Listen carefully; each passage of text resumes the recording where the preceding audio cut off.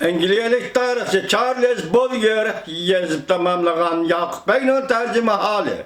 Leksimizin devamı hürmetlik vatandaş. Muşu bir qancha atamanның yetakchiligida G'arbiy va Sharqiy Turkiston istilochilar qiyofatida maydonga chiqqan edi. Lekin ularning muvaffaqiyatlari zodala uzoqqa bormadi. Ularning jangovar kuchi bir turkum intizomsiz, turoqsiz, chavandozlardan tuzilgan bo'lib, ularning asosiy kuchi jonpidolik ko'rsatib, u chap bilan ustun tut hujum qilishlari edi. Ularda uzoq muddatli istilo qilishga zarur bo'lgan hech qanday tashkilot va qobiliyat yo'q edi.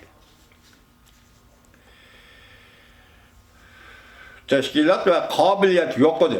Ularning odamni qo'rqitqidek hayvat bilan besib ko'rsimi, lekin ularning qildigani o'ldirish, ko'ydirish, bulash, talashdan boshqa narsa emas edi. Ularning maqsadi birer imperiya qurish emas, balki bulonchilik qilish edi. Mushu maqsadga yetsalar, imperiya degan narsa bilan kori bo'lmaydi. Ular bir mahal degidek tangdoshsiz, o'zi xon bo'lib ketishgan edi. Lekin ularning qo'rg'onlari o'pcho'risida ba'zi turoqliq hukumatlar qurilishga boshlab, ularning faoliyat doirasiga chek qo'yganda, ularning bahodirlik yuzasidan qiladigan o'tmishdagi qaramliqlari o'zining hayotini saqlab qolish yo'lidagi jon talishga aylanib qoladi. Bu bir davrdagi ongsizlikni tasvirlab turgan. Xalas, Qirg'izlar makonlashgan joylar haddidan tashqari unumsiz yerlar bo'lg'achqa, ularning cheklik aholisi turmushni qamday olmaydi. Şunu ola ahir hamisha tayyor turadigan intizomli dushmanlari bilan har yili urush qilib, o'z turmushini qamdashga, zarur bo'lgan lozimatliklarni g'amlashga majbur bo'ladi. Agar Osiyodagi bu ellarning hayoti kuchini tadrijiy yo'sinda xo'rotib ketayotgan ichki jang jidallar bo'lmagan bo'lsa edi, shubhisizki Qirg'izlar bara yo'qolib ketgan bo'ladi. Halbuki ular bundaq jang jidallardan foydalanib, mahoratini chapsalli o'rganib olib, qaysi taraf pulni ko'p bersa, shu tarafga askar bo'lish usuli bilan o'z mehnatini sotadigan bo'lishdi. Ular bahodirlik jihatda har qaysi Qipchoq qavmlariga yetolmasimi, lekin kishilar jiddiy paytlardan omon o'tib olish uchun ular bilan ittifoq tuzishga to'liq ahamiyat beradi. Ular mushu chora bilan o'zini saqlab kelgan edi. Ular elma, ya'ni shundoq rol o'ynamoqda. Ularning qo'shnilari ularga umuman o'tmishdagidek muomala qilib kelmoqda. Qipchoqlar yana bir cho'ng qabila, ular garchi Qashqariyan hech qancha bir ish qila olmagan bo'lsa-mu, ammo o'zlarini o'zbeklarning eng munavvar bir tarmig'i deyishidi. Lekin ularning ro'roq topgan davri allaqachon o'tib ketgan. Aqallisi hozir shundoq. Bundan 30 yil ilgari ularning toza gullangan davri edi. Lekin ular o'zbeklar orasidagi boshqa qavmlar va qirg'izlarning hasad xo'rligini qo'zg'ab qo'ydi. Qipchoqlar o'zlarining mashhur sarkardisi musulmon qulining iqtidoriy natijasida Qo'qonda muvaffaqiyatli qildi, qudratli bir davlat qurib, ayni zamanda burunqi xalqning cho'ng dushmani bo'lgan Buxoroning salg'an parokandichiligini to'sishga qodir bo'la olgan edi. Lekin 1853-yili ular qarshi qo'zg'algan suiqasd Char Rossiyaning Sirdaryo rayoniga bostirib kirishi bilan moslashganligi uchun oxiri g'alaba qildi. Musulmon qul o'ldirildi. Shuning bilan Qipchoqlarning kuchi tamoman yemirildi. Lekin undan keyin texim mashhur bo'lgan bir qancha yo'lboshchi, masalan, Olim Qul va Abdurahmon Abtabachi, Abtuvuchi deganlar maydonga chiqdi.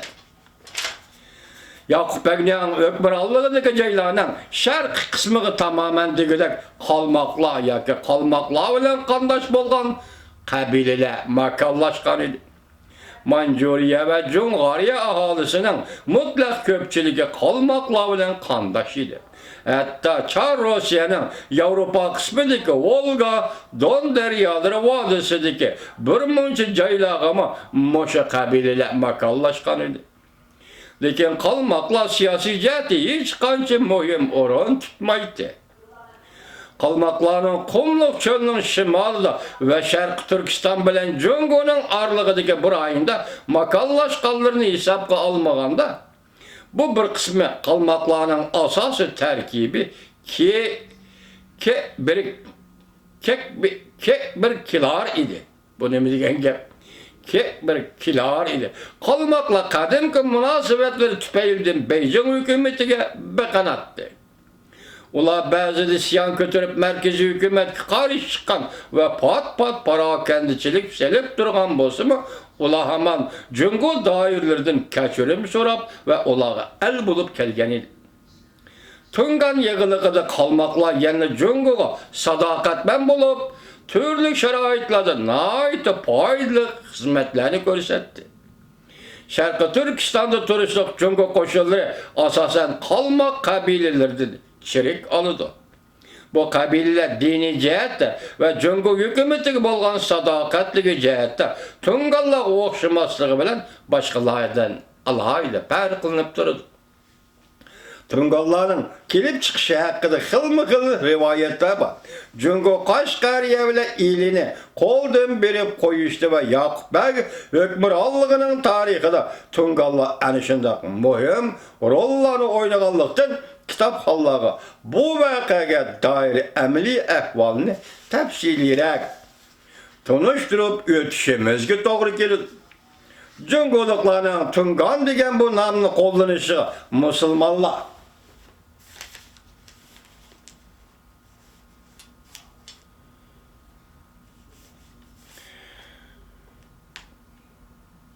Tungan degan bu nomni qo'llanishiga musulmonlar ko'zda tutadiganligi ishonamiz. Buningda gap yo'q. Ana shu qoida bo'yicha shunday faraz qilishga bo'ladiki, Xitoy degan atalg'i odatda buddistlarni ko'rsatsa-mu, lekin bu nom amaliyotda jungoliklar degan ma'noni bildiradi. Agar biz bu ikki xil atashni to'g'ri deb e'tirof qiladigan bo'lsak, biz e'tirof qiladigan nopozliq shaxsiylarning hammasi mush ikki xil atalg'ini qo'llanadi. Tungallarning qandaq odam ekanligini tushuntirish qiyin emas. Demak, yuqoriqilarni e'tirof qiladigan bo'lsak, o holda Tungallar Jungoning sharqiy qismidagi musulmon fuqarolarning dal o'zi.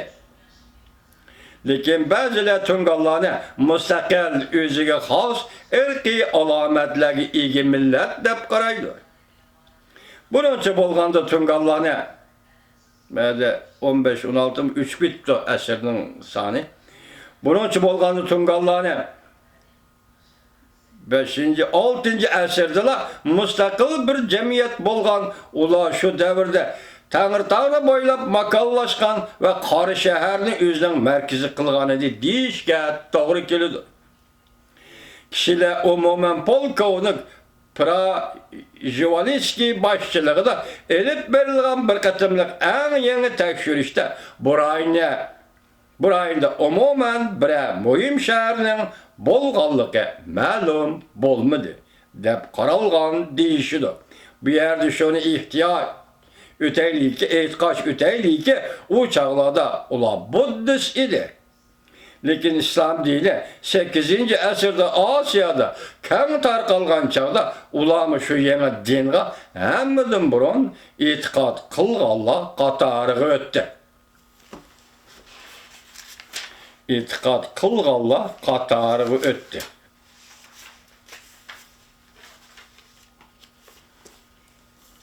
Kechiringlar vatandoshlar, yana müşahede to'xtataman. Ata Allah halisi, ata davomlashtiring.